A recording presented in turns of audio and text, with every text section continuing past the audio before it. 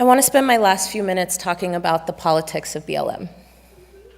And we started to a little bit, but I want to make sure that we really encapsulate this idea of all Black lives.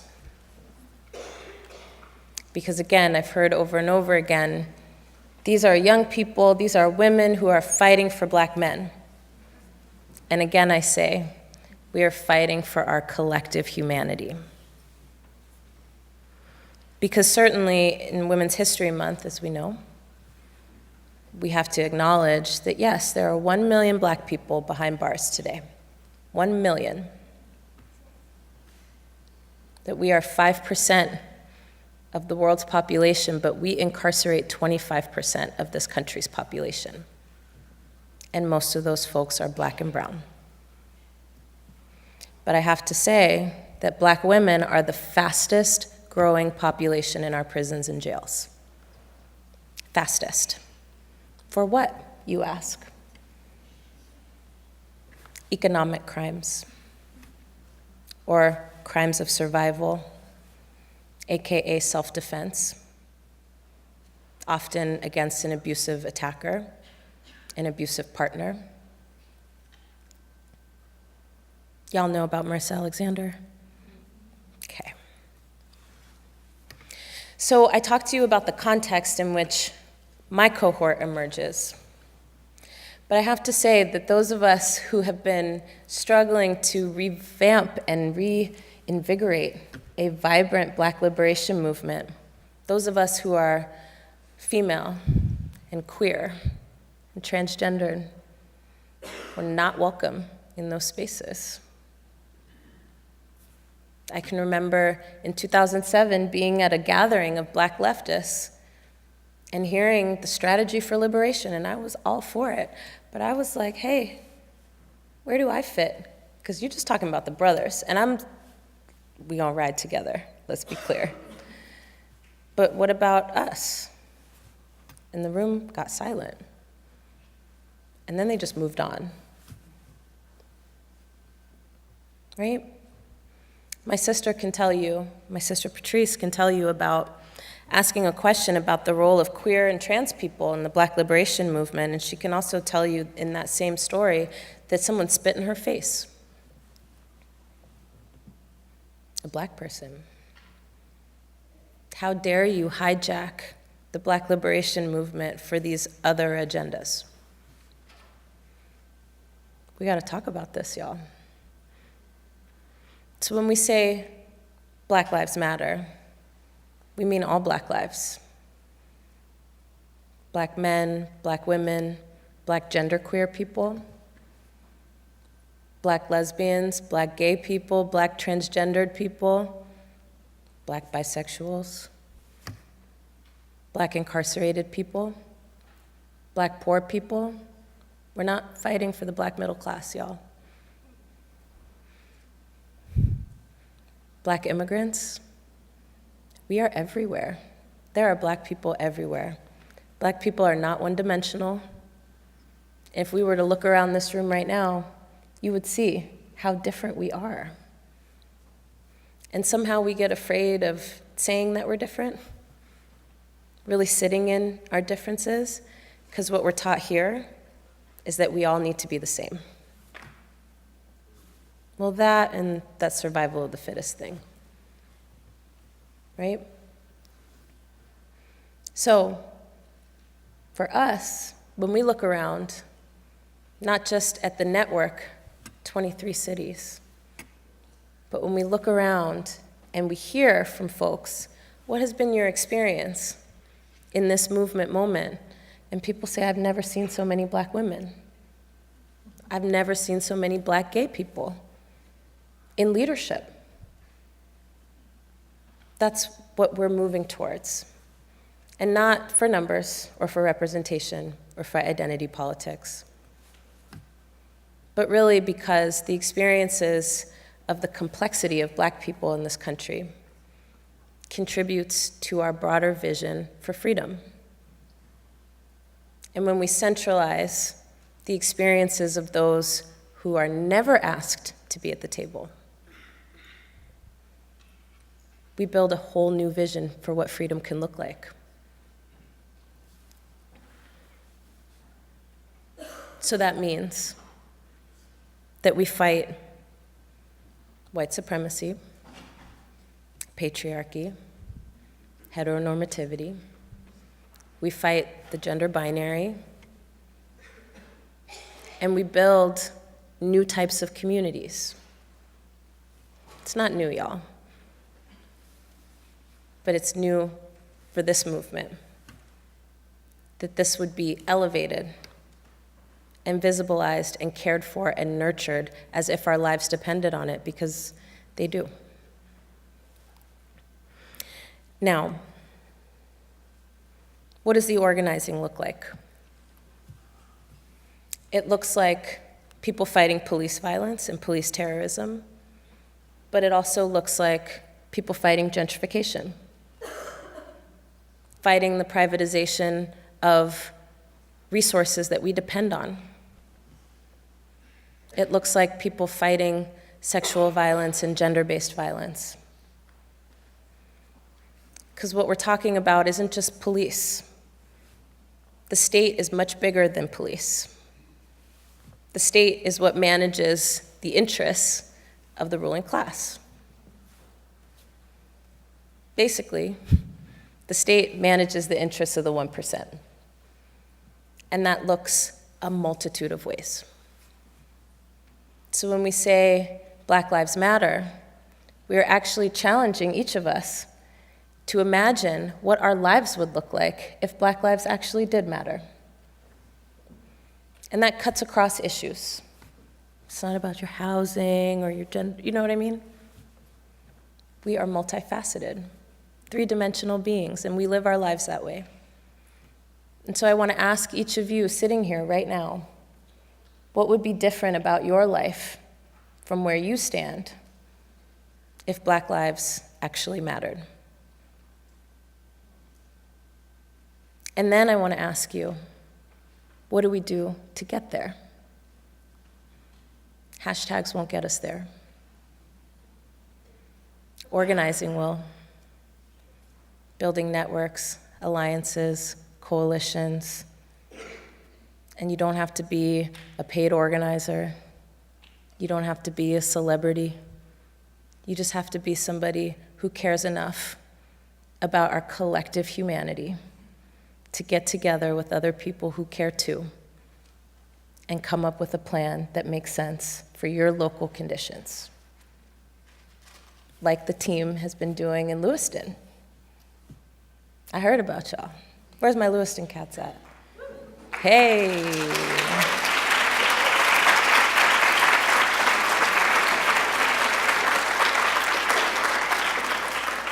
Y'all are kind of amazing. Y'all are kind of amazing. Keep it up. Keep it up. We're watching. So I want to end with this one thing, and then we can wrap. There's microphones, and there's questions and stuff that we can do. Now, we have a really hard time, and I've heard it over and over again. People are like, down with racism, but we're not racist. You know what I'm saying? Okay. So, I'm not calling you a racist, but I am saying that we can't afford to have this narrative anymore that we do and we attribute to people like Martin Luther King, et cetera, where we go, well, it was about all lives. Ooh, people are shifting. They're like, what you mean? It's not about all lives. We just heard it was about all humanity. It is. All lives matter, y'all. I said it.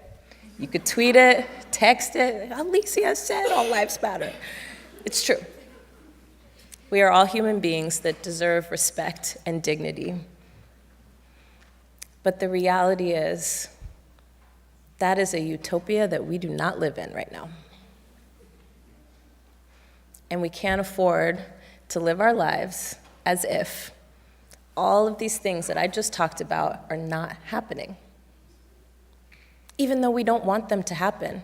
I wouldn't say anybody in here is a mean person that really wants Black people to be killed. But that is the world that we live in.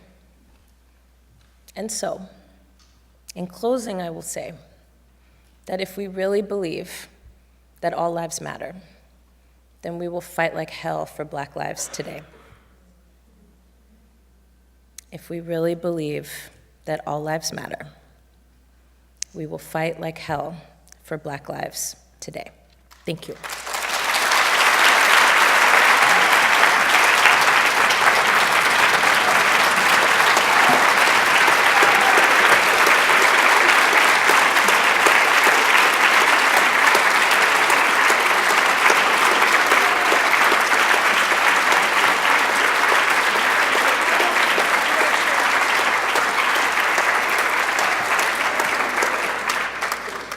Thank you. So we have time, I think about 20 minutes or so for questions and comments and things. There's 2 microphones here, one on each side, and if you have a question or a thought you want to share, feel free to come on up to the microphone. I won't bite.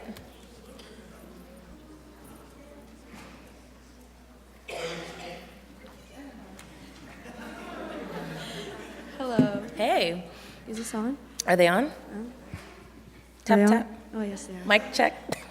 Thank Hi, you. My name is Rakia Mohammed. Hey, Rakia. Hi. What's up? I'm chilling. Yeah, that's what's up. So I've had this issue. So in my community, I'm from the Lewiston, Auburn area, and in my community, I fully support what what you're saying here, and I try my best to live my daily life kind of embodying what I'm believing in. And something I'm having a hard time with is trying to get people who understand me on my level. My mentality was at first to get, my friends who are Black and to get us on the same page, because the more people you have, the more people will listen. And I'm having this trouble where I can't get to them, or at least I feel like they're not at the same level of anger, I guess, that I am in. And so I guess my question is how I can get my lovely brothers and sisters to really understand, I guess, how important this is. Because it's one thing to try to go make, other races really understand why Black lives matter, but I am constantly finding myself trying to make my own race understand why it matters sometimes. And that's why I go to social media a lot of times, because I am connecting with those people from all over the world, really. And it just sucks that I can't find such a huge, or like even 4 people to have these fruitful conversations with. So any advice on that? Or? You're like, boom. You can have it all. Be patient. Okay. Be patient. Organizing is a long process. So a couple resources that I would recommend for you. One is a chronology of a moment in the Black freedom movement that's called I've Got the Light of Freedom. You should read the chapter called Slow and Steady Work. Okay. And the reason that I lift that up, right, is so that you know that you're not the first person that's ever had to deal with this. But also so that you know that the process of consciousness raising, some people call it self-actualization, is a long one. It is a long one. And what it requires is your patience and your dedication and your love for your people, right? I think it's also important to understand we're not going to win everybody over. Just not. I'm going to just say it. Yeah. But it's also important, I think, to be thinking about what are the barriers, right? And one thing that I have learned from, however many years of organizing is that the number one barrier for people to get involved is fear. And almost nobody names it that way, right? Mm-hmm. We are fundamentally asking people to imagine a new world. And a lot of people spend their time just thinking about how they can get by day to day. You're asking people to take a big leap. Yeah. So be patient and stick with it. Okay. Thank you.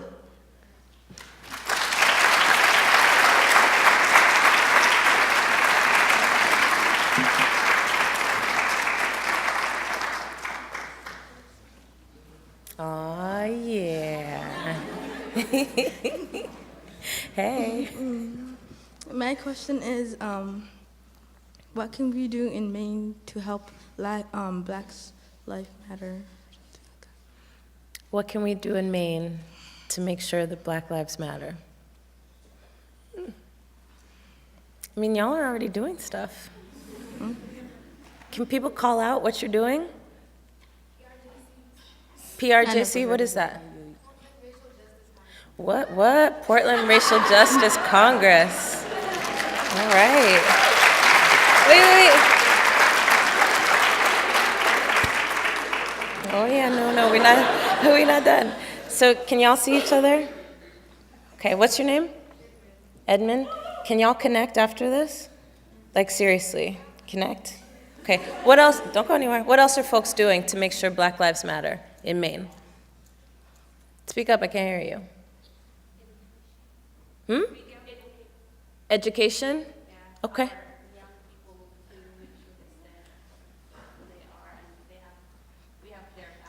Word. Education, making sure young people know we've got their back. In the back here?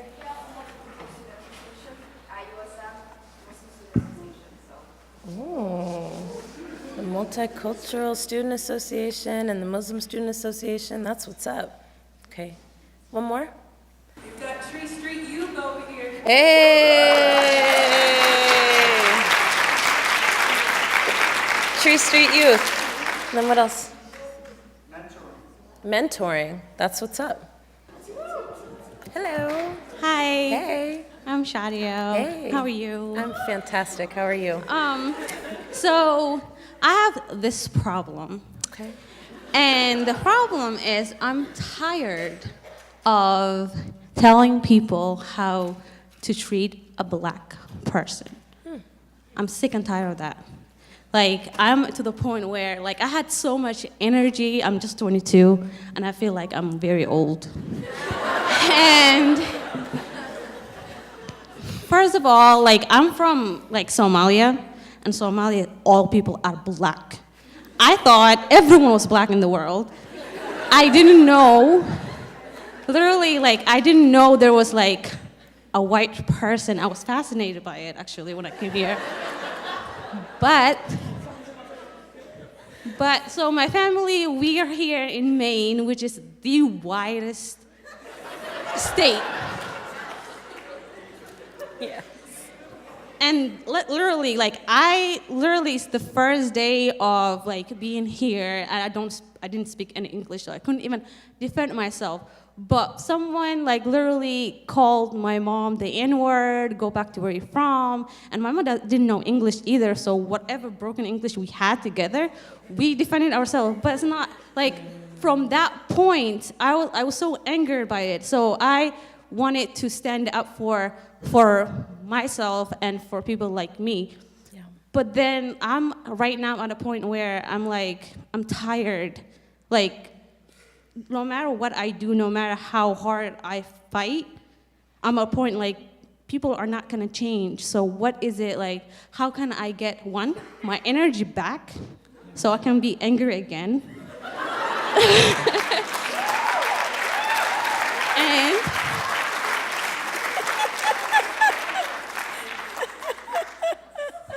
And two,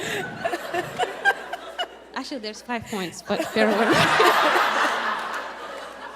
And two, to acknowledge that doesn't matter whether Barack Obama is black, racism still exists. And the fact that I'm black, this is part of my identity. I have literally had to sit down and explain what racism is, okay? And like social media and stuff, like people can Google and educate themselves. I'm not like a professor or anything. I have my own shit to do. But at the same time, I have to explain that you see this, you cannot like devalue this, but they still do, and I don't know what to do, and I feel like, ugh. Mm-hmm. So that's it.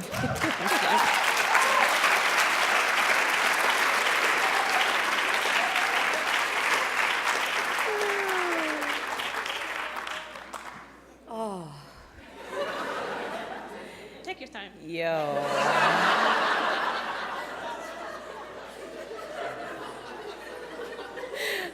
take you with me. You're everything. Okay, so a couple of things. I've heard so many stories today from Black folk who have told me horrendous stories.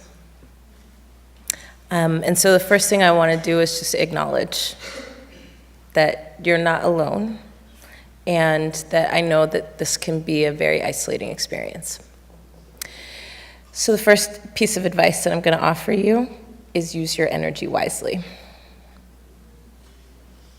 You know what I'm saying? I think so. Okay. Because if you try to use your energy to explain to every single person how racism still exists, you are going to be drained at the end of every single day.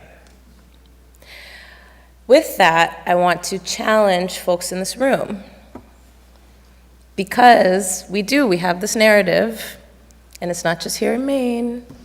I get in California, people, what are you talking about? We good. We're not good, y'all. This is a disease that is plaguing our world. And I can't stress enough, right? Like the toll that it has on people's emotional, physical, spiritual, mental health. To be called out of your name.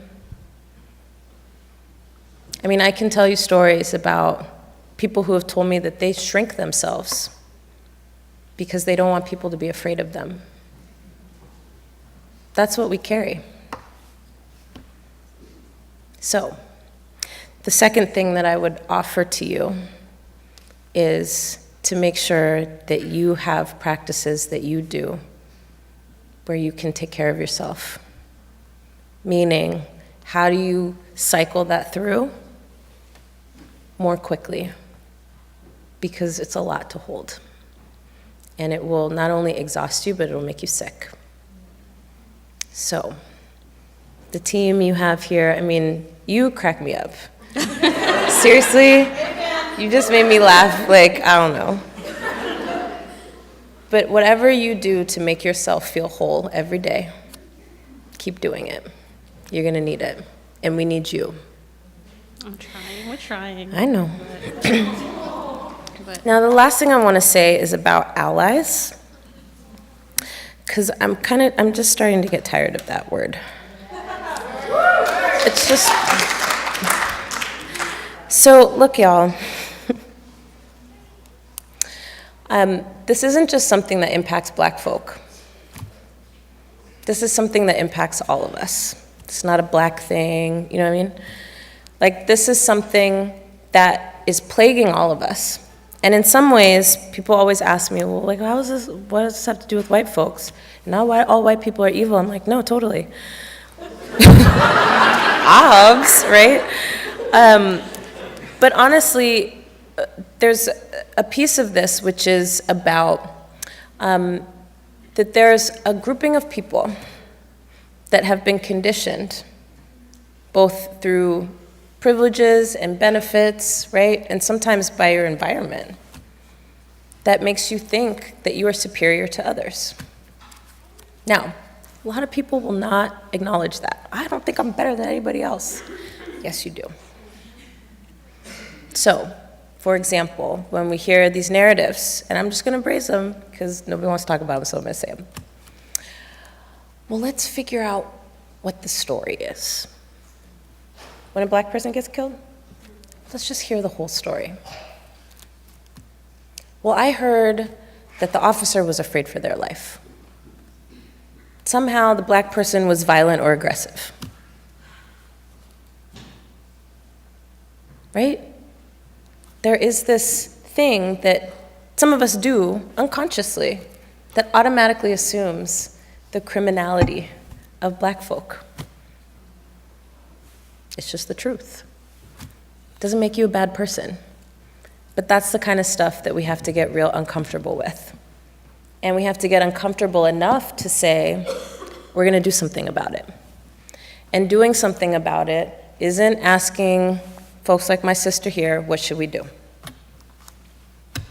It's getting together with other white folks and saying, what are we gonna do about our team that is not standing, not just as allies, because allies is real passive, right? I mean, I could be being an ally to all of you right now. I'm not really doing anything. But we want co-conspirators. We want people who are gonna work with us and work with your people, your team, because I can't do that work. I can't do the work of explaining to other white folks what racism is. That's not what my psyche wants. But some of you can. And if we're gonna get down together, I need you to do that so we can do these other things. And then we can come together and be way more powerful and more dangerous together. But it can't just be black folks taking risks. It just can't. That means small things like speaking up when people say wild things, because we all know it happens. It just happened to me on the plane over here. Oh yes, honey. But it also means maybe sometimes being the only voice that says this isn't right, and I'm not gonna stand for it. Maybe sometimes, right? Now, there's a lot of you in this room that are doing that work, but we need millions more. So, help our sister out. She's exhausted. I am.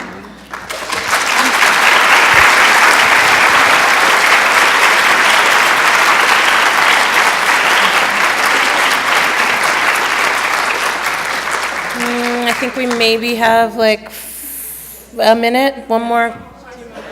Please. Is this on? Okay. Hey. So my name is Edwige Charlo. Thank you so much for speaking tonight. And I'm going to make people feel uncomfortable. Okay. So Work. the president, when he was talking about immigrants coming in, he used the word exotic. So The president? The president. This president that yes, was this here? president. Yeah. And here's the thing here, and it's more of a statement than a question, really, because you're talking about criminality, right? Yep. When you think about the black body. Exoticism, as well as otherness, that is what keeps us separate. So here, it doesn't have to be someone calling you the N-word. Racism here in Maine is so much more subtle. In southern Maine, here in Portland, where people think that we're really progressive, people are wild in the grocery store as people are trying to not only navigate a really tough system to use benefits, but the people who actually speak English and who could actually be helpful in the situation tap their feet, and they're not helpful. So to me, is when you talk about like facing these things head on, for me it's about asking people to actually listen to the subtlety of racism in this state, in this country. So when people are talking about people from Africa or the Middle East and they use the word exotic, it's a code word. It's a code word. It's a word of otherness.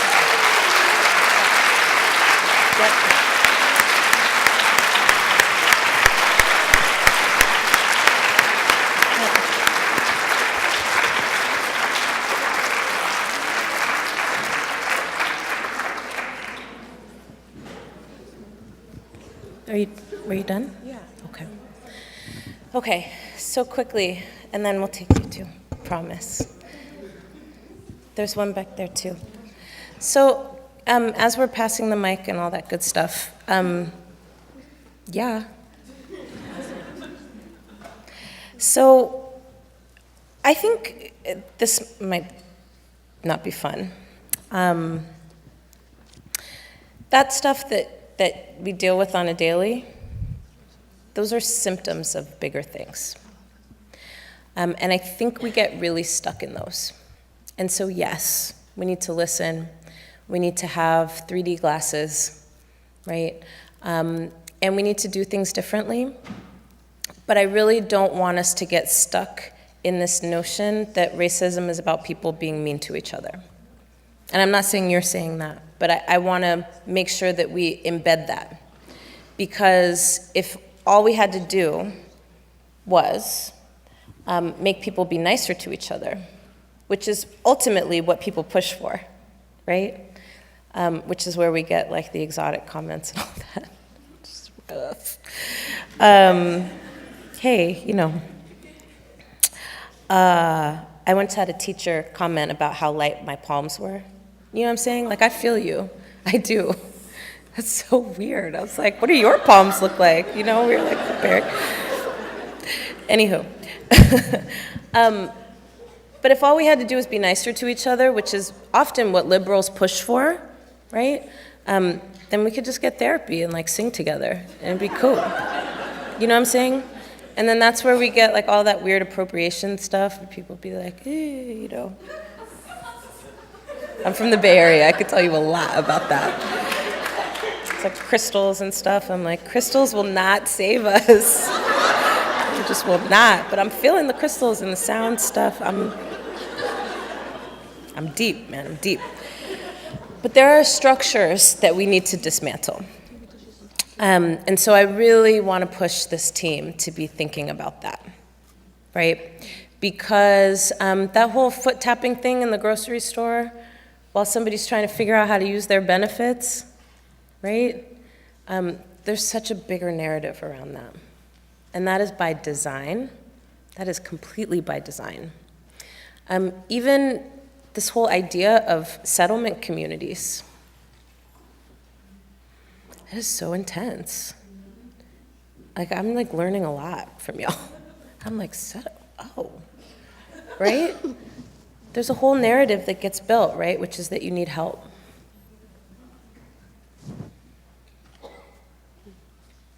You need help. You are to be integrated, fixed, molded, shaped, and supported, right?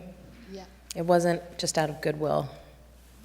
So I want us to be thinking as a team when we talk about the organizing that we want to do.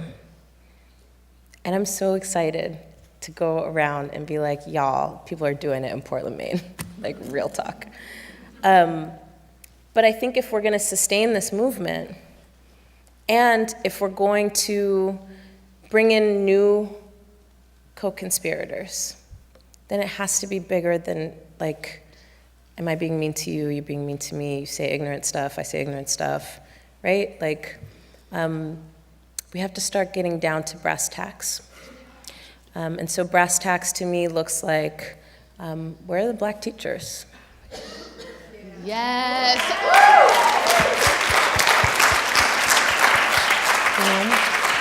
Like brass tacks looks like to me, what does policing look like here? How many of the stops are black folks, right? That's the brass tacks. So that's the stuff that I'm looking forward to digging in with you all around. My sister in the chartreuse. Yes. So, two things. One, to piggyback on what you said about listening, I would like everyone in this room to listen up for when I was going to direct this at specifically white people, but it happens no matter whom I'm talking with. And it happened, 3 times today, a couple times last night. When somebody who doesn't look like they belong here, when you see them, don't ask them where they're from, like they're not from here. I get that a lot right now.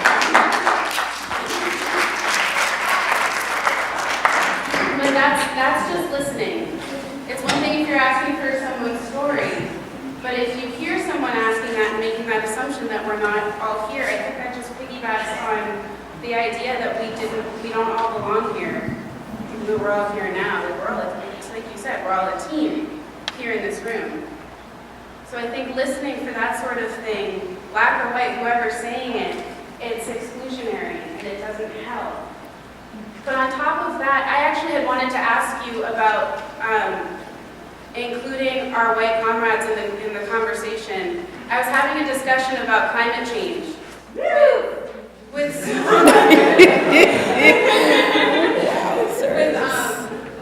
some white friends of mine who didn't want to look at the impact of if Black Lives Matter, what that means for the climate change movement. And it took the conversation in a weird and dark place. But I think it's important to ask those kinds of questions. I'm trying to ask them of as many people as I can. I think it might be heard a little bit more loudly from the white people that you have these discussions with. And I think having the kind of discussion around how it directly affects white people, it would be more helpful, but I don't necessarily know how to do that and keep my patience and try not to be distancing.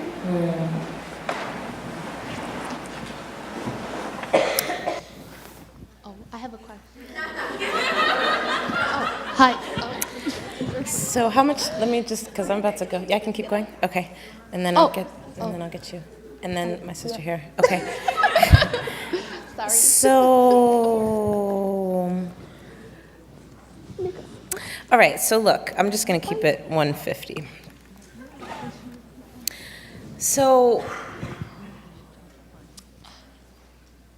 I'm hoping that people are listening because, there's like this trendy thing that happens where people are like, how do I integrate Black Lives Matter into the thing that I'm doing? Which is like really bizarre to me. After we just had this whole conversation about, right, how all of these things are issues that Black people are dealing with and are always on the losing side of. So how can you afford not to is actually the question, right? And it's not about this thing that I'm doing, right? But if we're gonna win, how do we address the conditions and position of Black folks wherever we're talking about? Now, in relationship to climate change, I'm really baffled as to how it is that we don't see this. One, because, there's this whole term, frontline communities, which is basically code for folks of color, or people who are impacted, right? And we're all impacted by climate change. Let me just say, it's 80 degrees in San Francisco right now, in February, it's March. It's not supposed to be 80 degrees in San Francisco in March. And I'm born and raised there, right? Y'all had the coldest winter ever on record. And I was here for a lot of it, and it was not cute. We don't understand. But let me say this. Who's struggling for shelter, food access? Black folks don't have access to food now. And as the planet heats up, and as the diversity of things that we have access to is decreasing and in some cases diminishing, how can we afford to not be having these conversations about Black folks in these movements? And not the tack on, like, can you really just speak to my issue thing, right? But the real deal, like, what's your analysis? Where are Black folks in your vision? Not tacked on, right? But like at the core.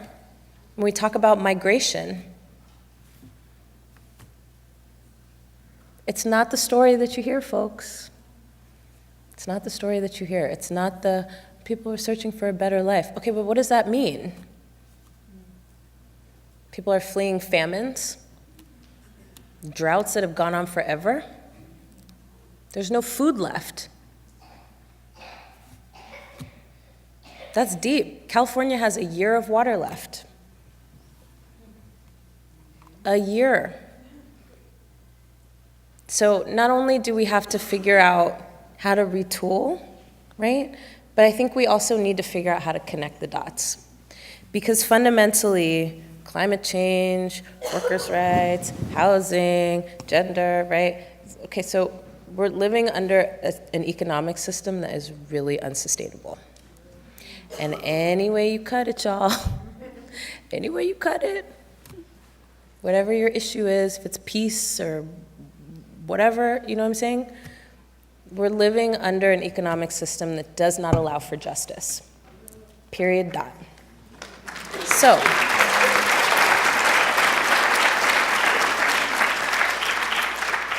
and no, you don't get to leave here and say, she said it's about class, not race. I didn't say that. What I said was that we have to figure out as a team how it is that we build alternatives to these systems that are not ever going to work for us. They're just not. So we can keep fighting for equal pay, and I'm for equal pay, right? But like, how do we close the gap, not just between white women and white men, but how do we close the gap, period? Woo. Right? Because black women are making 64 cents to every dollar that a white man makes. And that's not going to change just by fighting for 25 more cents. We got to fight for a system where everybody has.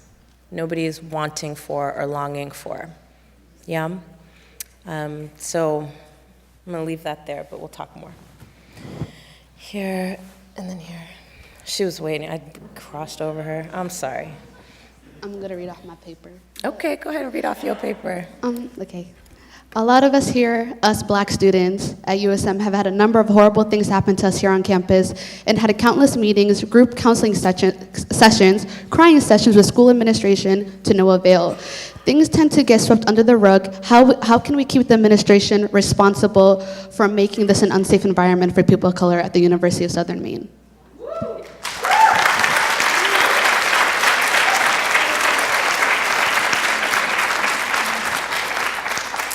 I love y'all. Like so much. Like so much. I think I get to kick it with some of y'all while I'm here. Is that true? That's the team? Yes. Okay, we're going to talk a lot more. And we're going to do some planning, some building. But you know, I can't remember who says this. My brain is kind of like Swiss cheese now. But you probably won't get it by asking. You know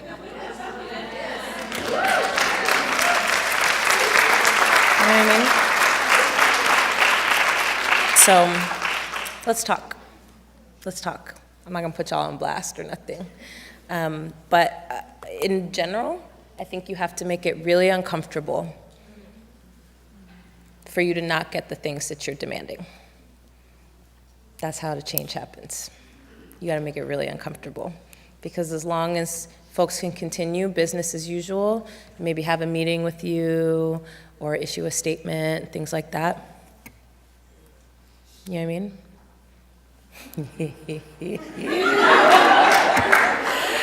I can't wait. I can't wait for the turn up.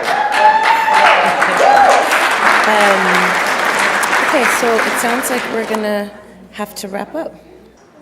All right, so it says on my chest, I am not wrong. Wrong is not my name. My name is my own, my own, my own. And I can't tell you who the hell set things up like this, but I can tell you that from now on, my resistance, my simple and daily and nightly self-determination may very well cost you your life.